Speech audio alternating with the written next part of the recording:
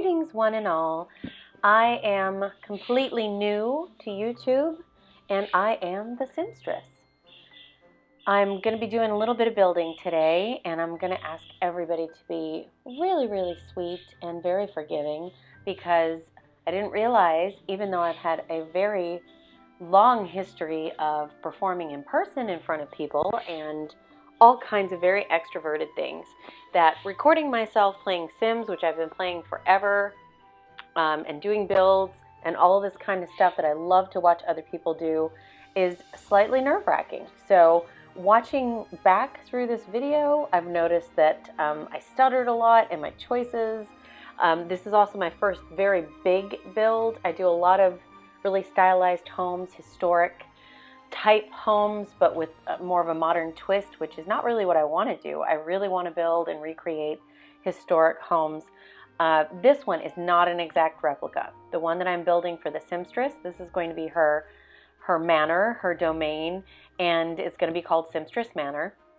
It is ever so loosely based on Chatsworth House in Derbyshire, England. This has been the seat of the Cavendish family since the late 16th century, but the building of the home began in 1687 as we see it now. Well, probably not exactly as we see it now. It's been used in period films such as Pride and Prejudice in 1995 with Colin Firth, which I'm sure a lot of ladies remember. This was Mr. Darcy's home. So if you're a fan, yay. Otherwise, if you're not into any of those kinds of films, if you're not into historical romance or anything like that, don't worry about it. This is, again, not an exact replica. It is a very loosely based building on that particular home, on the Chatsworth Manor. I can't speak. So Chatsworth House, I'm sorry. I tend to want to call them all manors or estates, and indeed they are. But this one in particular, if you go to their page, their Wikipedia or their main page for tourism, it is called Chatsworth House. This, again, very briefly based on that home's exterior. Obviously, in The Sims 4, we're going to have a lot of limitation on lot size, so I had to leave quite a bit out, and I had to modify the main portion of the building. It kind of has this very classic, solid front entryway, arms out to the back. Very interesting shape that's kind of classic, so I decided to go with that just for the sake of how it's going to be used in the game. It's going to be the grounds for hopefully a lot of Let's Play type scenarios, with the Simstress as the main character in all of those. She'll be the protagonist, and hopefully it will be as amazing as I'm imagining in my mind. I have no idea yet.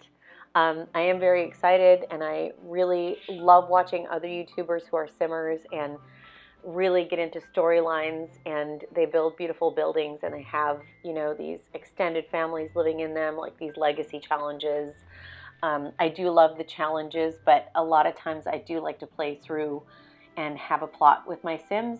So I'm going to experiment, but I'm starting out with the Simstress's home, and you can see that I did a ton of trial and error with this one. I was trying to look back and forth every once in a while to my source, try to make it as close as possible. I had a little bit of issue with symmetry because, again, this is the biggest building I've ever tried to undertake and try to get fully symmetrical because of the history of this building. Everything is very much symmetrical from side to side on the building. Not that I don't try to do that in other buildings, but here it's really pronounced, very obvious that you want the certain number of windows on both sides, in each wing, on the front of the house, on both sides of the door.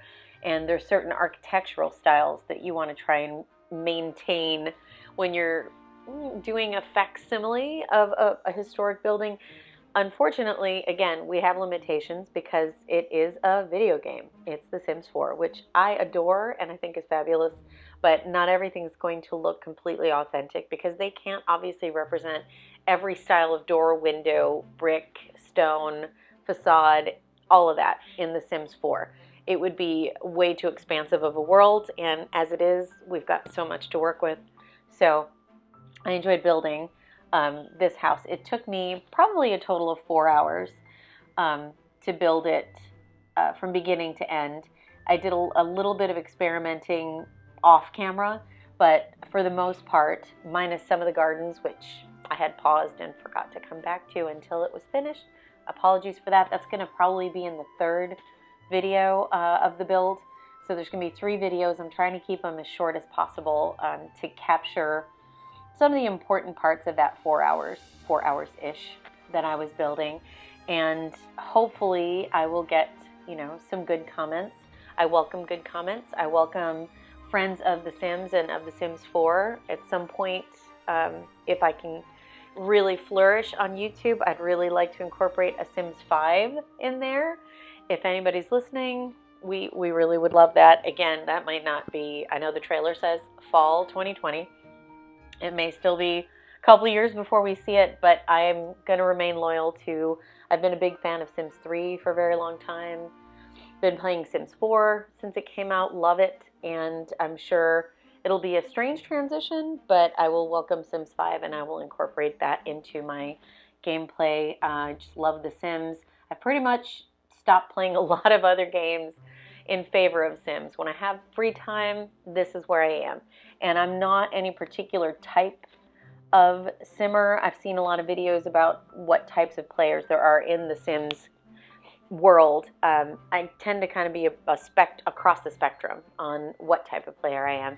I do like to do a lot of building. I do like to spend a lot of time on my homes, and I like to build restaurants and other types of venues.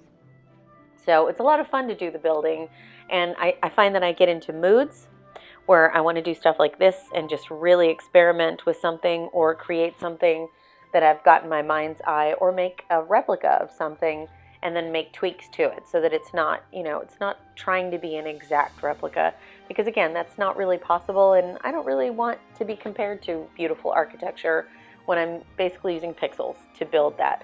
I would like them to look good and be impressive, and hopefully you'll stick with me and see the final product.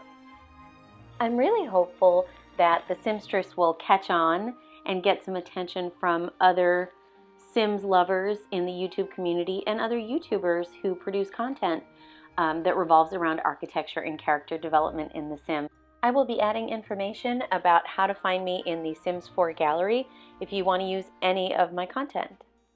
Thank you so much for watching, and hopefully you'll stick with me for the rest of this build and maybe think about subscribing. And have a beautiful day.